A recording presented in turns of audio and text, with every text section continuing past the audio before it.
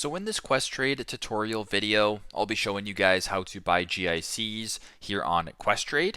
So once Questrade is opened up, I want you to go to the top left and press on the three horizontal lines. Once it brings you to this page right here, under investing, I want you to select about investment products. Once you're on this page under fixed income, go ahead and press on that. Now, once you're on the fixed income page right here at the top, it says fixed income products like bonds and guaranteed investment certificates or GICs pay investors fixed interest or dividends until they reach their maturity date. So this is interesting because you can't actually buy GICs through the app. Same goes with bonds, but you can buy them getting redirected through the app. So two different options here. The first one is buy online.